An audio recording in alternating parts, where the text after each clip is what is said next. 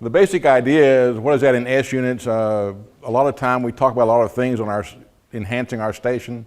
I would kind of like to encourage everybody to think more about working in S units than some other stuff. So basic stuff about me. First licensed in 1959. I did a novice exam when my dad was in the Air Force on Okinawa. Currently at extra class. I had a first class commercial telephone license, but FCC quit doing those. But I am going to say I consider myself to be a technician, not an engineer. In other words, that means I don't do math. I do basic arithmetic. I can add, subtract, multiply, and divide. But when somebody starts showing me equations with all kinds of symbols and squiggly lines, eyes roll back in my head, and I just can't cope. So we won't be doing any of that. Basically, I focus on the practical, not the theoretical, especially here. And again, I'm not claiming to be the expert. Your mileage may vary. If you have some different experience, please feel free to chime in. Because interruptions are allowed at any time. Ask questions at any time. Any comments at any time. You'll see numbers posted. Most of them are approximate. They pulled from several sources. There's no one definitive source for some of this stuff. In particular, the differences, you see maybe like a fraction here and there, and a fraction makes no practical difference, so most of these numbers kind of got rounded off. So basically, the intent here is to offer some information for consideration during decision making if you want to increase the effectiveness of your station. So how many of us have the station that you would like to have? Yeah, me too. A lot of times somebody will think about buying an amplifier, upgrading antenna, changing out transmission line, something. So we're just going to kind of look at a brief comparison of those options. Primarily this is going to look at HF stations. VHF, the same stuff applies, but in a little bit different way from what happens on HF, and we'll kind of touch on that. So original signal reports. Pretty much any ham can figure this. RS and T, don't use the T much on the sideband.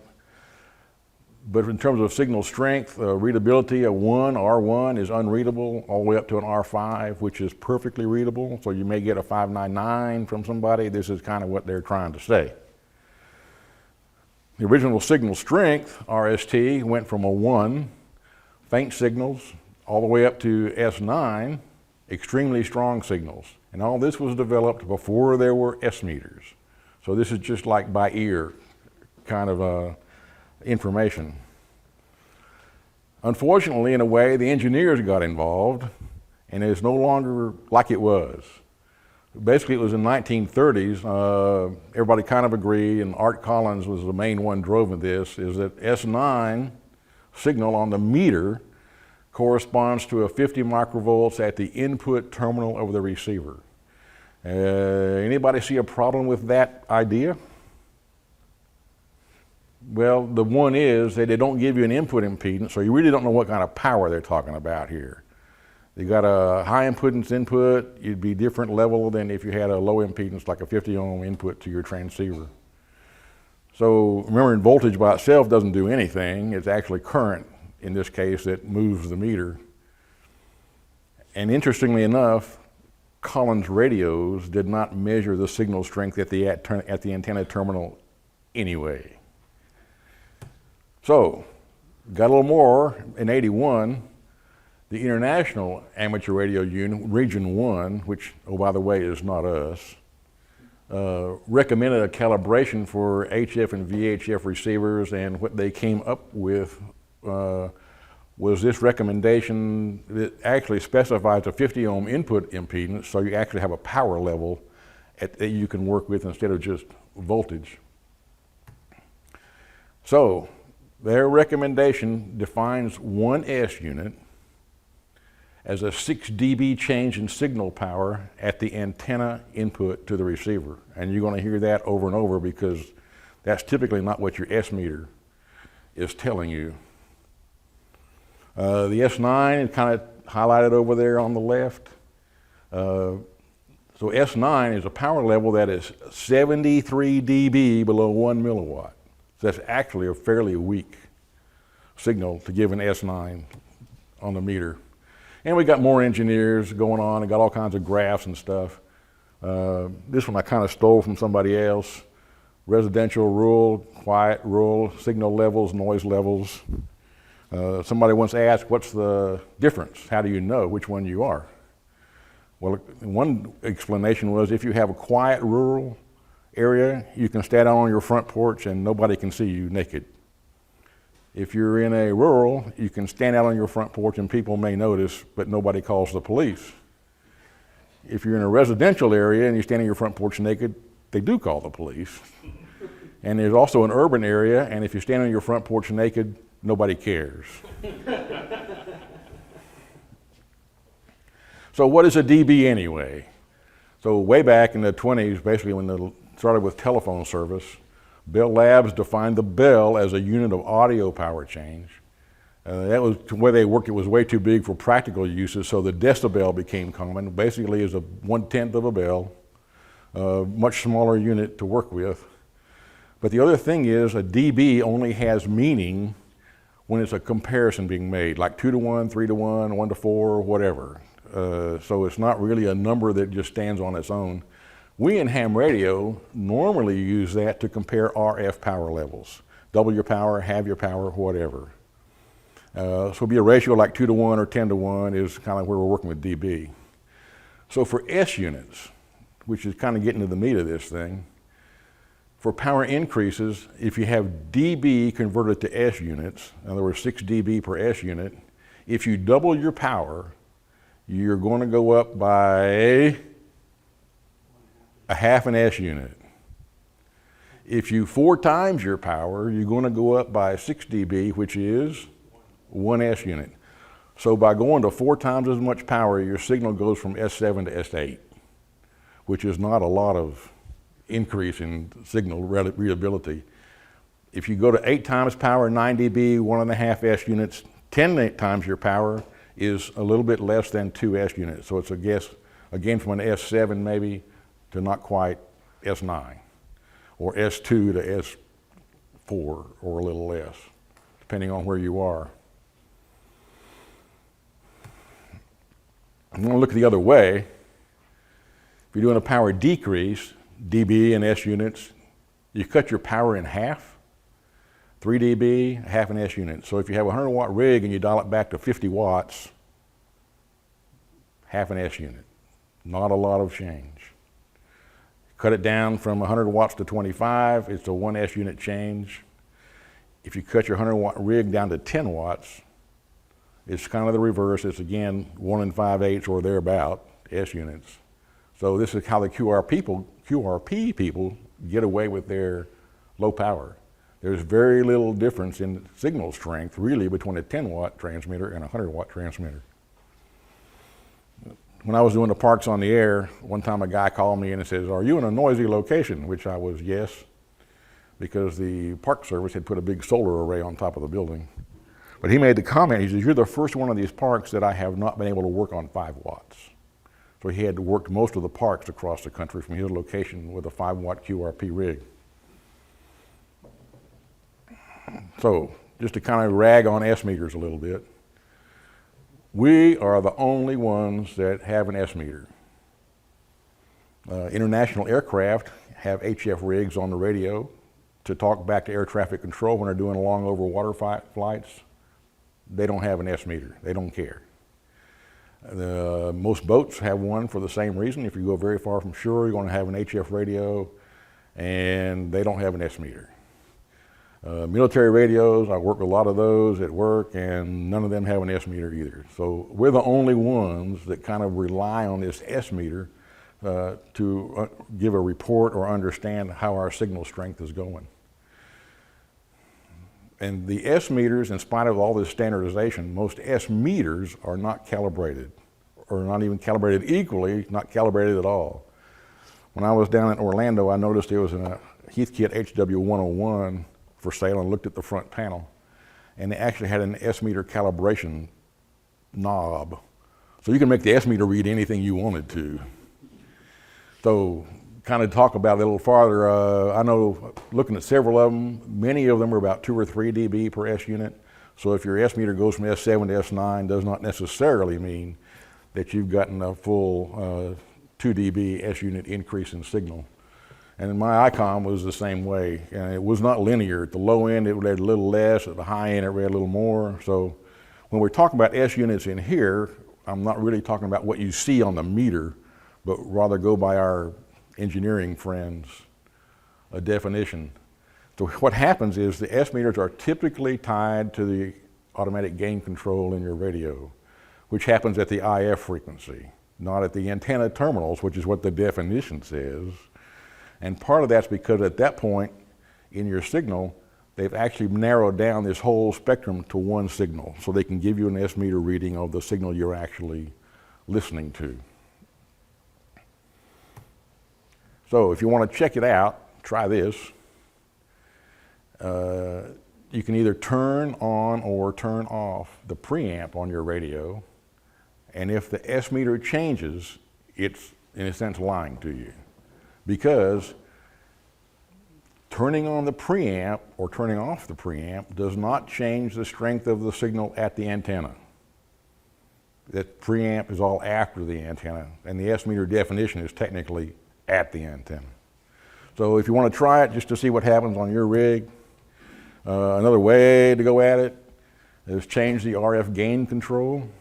And if the S meter changes, again, it's lying to you, leading you astray because the antenna, the signal strength at the antenna has not changed just because you crank up or down the RF gain control. And this causes some consternation among people. We mentioned SDR radio in here, and we'll touch on that just briefly. So, but in here, we won't be using the S meter talk about, we'll be using the actual 6 dB per S unit. Now, this is what causes the conversation. If you have a traditional analog radio and you turn it on in your location, it may read S0, nothing but noise if there's no signal. Since many of the SDRs actually measure the power at the antenna terminal, they may show an S3 or 4 or 5 with no signals. And people are like, well, the S meter on this thing is broken. No, it's not broken. It's the only one that's right, and the others are the ones that are broken. So this is on your handouts. Kind of first thought about Feedlines and kind of look at the losses and gains we get there. So I just arbitrarily picked some Feedline types and some checkpoints across the chart here. Speaker zip cord for antenna and Feedline runs about 1.5 dB per 100 feet loss. At 30 megahertz, about 3.5 dB. So at 3.5 dB loss at 30 meg at 100 feet, what is that in S units? Somebody say 1/2. Yeah, I heard it. So, and people will say, well, man, you're losing half your power in this Feedline. And you are. But in terms of the actual signal strength at the other end, it almost doesn't make any difference in a 100-foot Feedline. And the RG174 is about the same. You can see the RG58 is a little better. The bigger ones, RG8 is less loss for 100 feet. One of the things that tells you, though, too, is if you are worrying about or where to put your radio in order to have the shortest feed line to your antenna, pretty much don't worry about it. Feed line losses are pretty much negligible all the way around. So put the radio where it's convenient, put the antenna where it works good, and just put the feed line between the two and drive on. We'll look at this a little closer. We talked about the VHF side. Now when you go higher in frequency, the losses become more noticeable and more of an effect on the signal. So the RG174, 10 dB per 100 feet. So that would drop you how much? If you had 10 dB of loss in the feed line. Yeah, somewhere 1.5, 1 3/4, somewhere there, S units. Even that, so that's not even really terrible, as bad as it sounds. But going to a larger coax like RG8 certainly will reduce those feed line losses. I pointed this one out because I use RG6 for almost everything for a couple of reasons. One, it's small enough, it's easy to manipulate, run through walls or whatever. Number two, it's cheap. You can buy this stuff at Lowe's or Home Depot that they use for satellite feeds. The cables go on it the connectors go on it real easy. So you have to use an adapter, of course, to get from the F connector up to your SO or PL, whichever end you're talking about.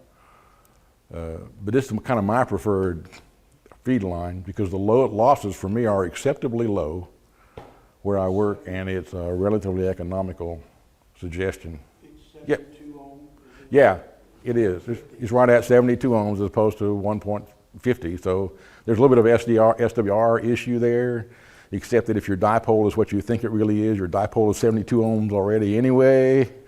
So again, not really a big deal. And we'll take a quick look at SWR losses too on this same chart. Because over on the right-hand side is how much additional loss you get with a 10-to-1 SWR, which most of us are like, this is terrible.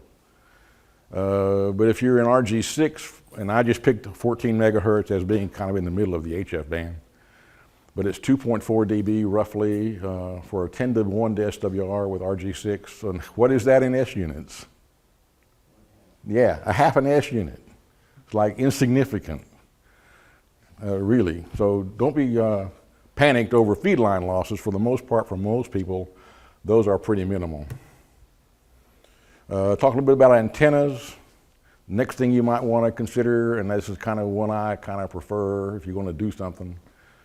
One thing to keep in mind, an antenna will radiate all the power fed into it, no matter anything else. Every bit of energy that goes into that antenna will get radiated as RF signal. Now you may lose some in your feed line, but that's after that once it reaches the antenna, whatever is fed into it, it gets radiated, whether it's resonant or not, random length, whatever. The antenna will radiate all the power it gets. The one thing that is different is there's directivity. So if you talk about antenna gain, it's a matter of having that antenna energy focused in one direction or directions more than another. So we'll look at again, decibels are always a comparison between two items. So if an antenna claims to have a gain of 5 dB as just an arbitrary number, but you have to ask the question, compared to what? Because a dB is always a gain or loss. So you may see the notation dBi, which is this antenna compared to an isotropic radiator, which basically is like a light bulb, all goes every direction. You may see the DVD abbreviation, where this gain is compared to a dipole, which the engineers will tell you it's a 2.14 dB gain over an isotropic antenna automatically with the dipole because of its pattern. What they don't usually like to mention is that is in free space. So if you live in space, you'll get that number. Most of us don't. I've known some spacey people, but they don't really live there. So as we find out, as that antenna dipole gets lowered closer and closer to the ground, those two numbers converge. So you typically don't get the 2.14 dB gain from your dipole that these specs might lead you to believe. So the free space thing, what does that mean? Basically, the antenna modeling is assuming there is nothing else around that affects your antenna. So who in here lives in a place like that? Nobody. What are some of the things that would affect your antenna? Go ahead. Power lines. Atmospheric conditions. Your home, gutters, power wires, your TV antenna, your satellite dish. Yeah, all that. So just kind of take whatever anybody talked about antenna gain in terms of absolute numbers to be questionable. So here we have this dipole radiation pattern that we all see. This is the one produced by the model that technically gives us 2.14 dB of gain. But as you can see, that's just in a couple of primary directions. So off the ends, How much gain do you get? Like none. So again, the directivity business that comes in, and this is the model, this is the radiation pattern you get from the model, which again is not what you're going to get at home. Just pick this one kind of arbitrarily. This is a Yagi antenna radiation pattern that shows to the left 12 dB of gain and about, 6 to the right. So if we have 12 dB of gain in the favored direction in this particular antenna, what is that in S units?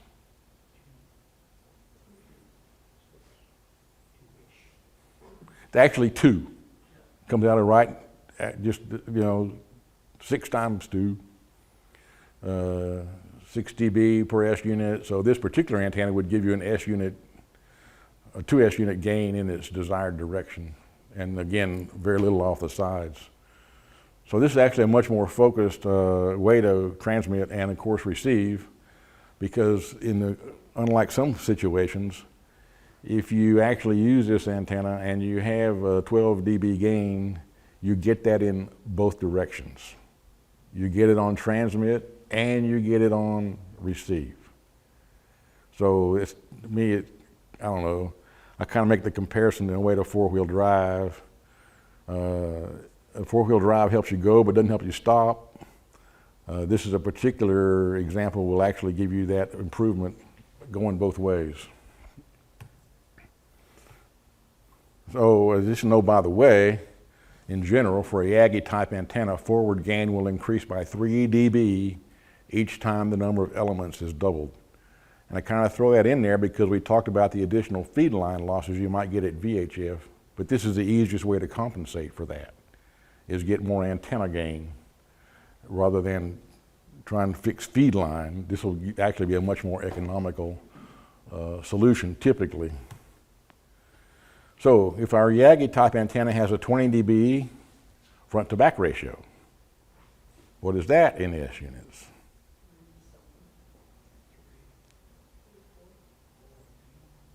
I think it's going to be about 4, is it not? Yeah, 3.5 to 4. So that if you can actually reduce an interfering signal by 4 S units off the back of the antenna, you've actually made a noticeable improvement in your station effectiveness. This is on your handout as well. Kind of looking at amplifiers, that's one of the things everybody think about when they want to improve their station. What can we do with an amplifier? So if you go from 100 watts to 200 watts, that's double the power. It's a 2-to-1 ratio of 3 dB. It gives you a half an S unit increase. There are some rigs that give you an option of 100 watt output or 200 watt output. And if you go for the 200 watt version, it'll give you a half a S unit, maybe more signal. To get any real noticeable improvement, if you go from 100 watts to 400 watts, that's a 4 times increase, 6 dB or 1 whole S unit. So that's kind of the big sweet spot, I think, in a lot of ways. If you have 100 watts and you go to 800 watts, it's an 8 times increase, but it's only 1.5 S units. So that extra 400 watts didn't really gain you very much. And if you go from 100 watts to 1,000 watts, 10 times the power, 10 dB gain, it's basically 1 3/4 approximately S units increase by going from 100 watts to 1,000 watts. And if you want to go to that 1,000 watts, what all is involved in that? Yeah, you may need 220 power to your station, which you didn't have before. And the amplifier itself is probably going to be a few $1,000, and you may have to have a tuner now rated at 1 kilowatt. And if you have a tri-bander up with 300 watt traps on it, now you're going to have to change your antenna. So this is like a way to get power, but like the 4-wheel drive on the Jeep, this only works one way. This does not increase your signal on the receive side at all. So again, this is kind of what I think is the sweet spot, somewhere 400 or 500 watts. Will give you that whole S unit of increase without actually costing you your firstborn. Whereas the 1,000 watts is going to be significantly more money and you get very little increase over the original power. If you want to look at it the other way, or another way, 100 watts to 500 watts, and I'd pick that just to make the numbers easy. 5 times power, roughly 7 dB. So going from 100 watts to 500 watts will give you a little over 1 S unit. If you have that 500 watt amplifier and you go to 1,000 watts, that's doubling your power, but 3 dB gain. So from 500 watts to 1,000 watts gives you an extra half a S unit. Yes. Sure. If you got 1,000 watts and you got an antenna with 8 dB gain, Right. is that irradiating 8,000 watts? 10 dB gain, just to make the numbers easy, would give you an effective radiated power How of. does that affect the legal limit that you're put out? Right. The only place that I know of where that would make any difference is on 60 meters, because you're limited to 100 watts effective radiated power on 60. But on the other bands, you're only limited to the power output of your amplifier. And I'll just give another kind of an example that kind of ties two of these together. Way back when, I worked for a broadcast station, an FM broadcast station that had an effective radiated power of 100,000 watts. What we had was a 10,000 watt transmitter and a 10 dB gain antenna. So it gave us an effective radiated power of 100,000 watts. Same situation, yeah. Now in that case, because of the distance and the frequency, we had a noticeable amount of feed line loss. We actually lost 800 watts in the feed line going from the transmitter 300 feet up to the antenna on the tower. So it can be noticeable, but again, it's measurable, but maybe not noticeable. But yeah, that's exactly the way that would work. So that's again why I'm kind of an advocate of antennas, because if you have that same gain antenna, what does it do for you on receive? Yeah, it multiplies by 10. Hopefully not the noise, hopefully the desired signal, but yeah. So if you're at 500 watts and you go to 1,500 watts, 3 times gain, 4.8 dB, less than 1 S units. And if you're at 1,000 watts and go to 1,500,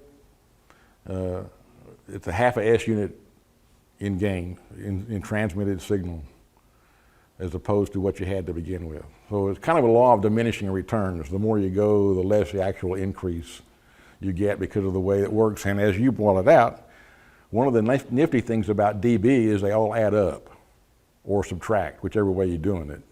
So if you have a 6 dB loss in your feed line, for example, and a 10 dB gain antenna, that gives you a net gain of 4. So the arithmetic is, pretty easy. So again, kind of consider that the sweet spot. So kind of the end of the line here, in my mind. S meters are kind of unreliable in terms of actually telling you what's going on with your radio and your signal. To get a 1 S unit increase requires 4 times as much power. So for many HF stations, I would suggest that coax losses are relatively minor compared to all the other things that go on. Increasing your power beyond about 500 watts provides a minimal increase in signal. And antenna gain works both ways, as we just talked about. So it's not only going to help you transmit a signal, but help you receive signal. So to my mind, in general, if your situation permits, you're better off taking your $3,000 or $4,000, $5,000, and instead of spending it on amplifier, if you put that same amount of money into your antenna, you're going to get a much more effective station. Now, there may be places where you can't put up an antenna of any sort, and so you may decide to go the amplifier route. And if that works, that's fine. The potential problem is that upgraded output power is going to interfere with your neighbor's television and telephone, and so you may get more grief than you expect if you're upping the amplifier. But if you have the opportunity, I would just encourage everyone to consider antenna gains, antenna improvements before you go that amplifier route. Any questions? No.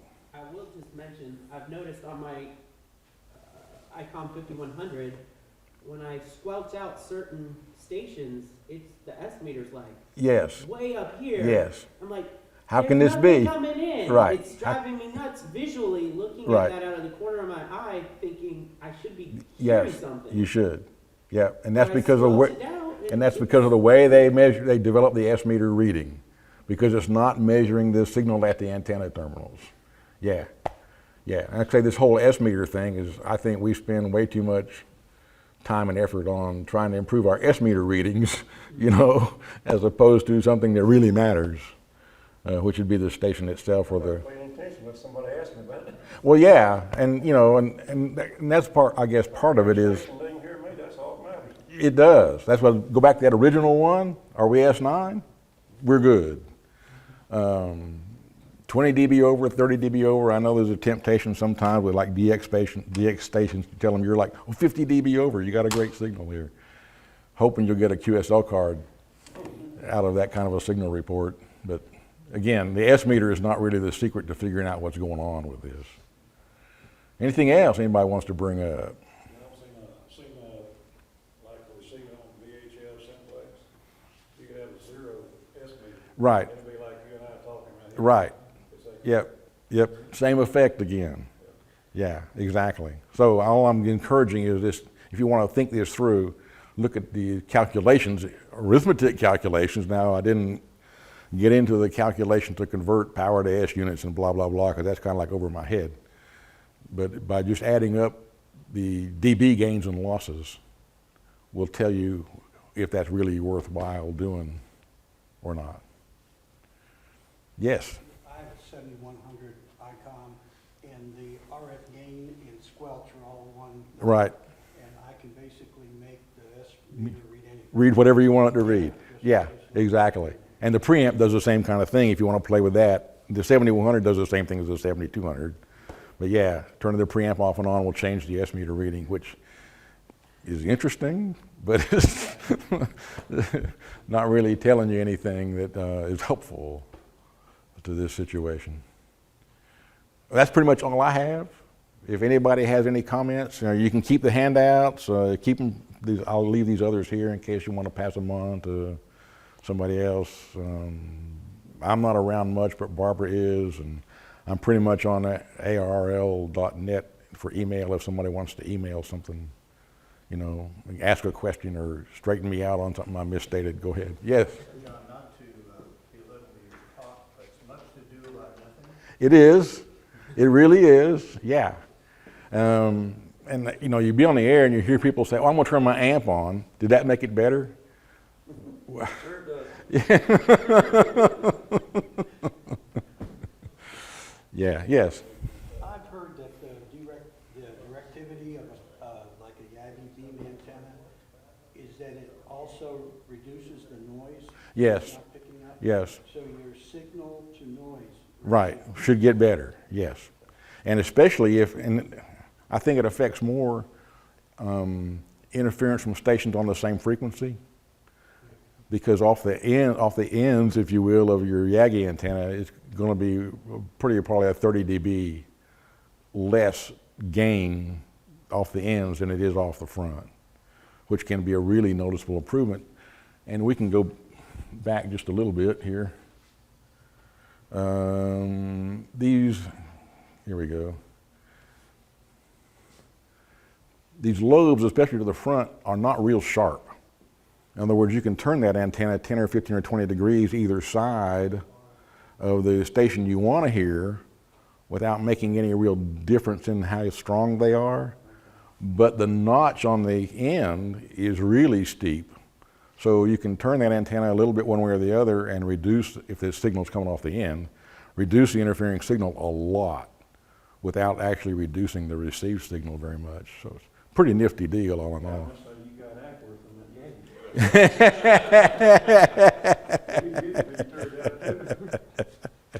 We did the Armstrong method. Yeah, exactly. That's kind of challenging sometimes, but yeah. So anyway, I just encourage everyone to kind of look at this antenna business as opposed to, and if I have no more, unless somebody else has something, I'm done. Applause is appreciated.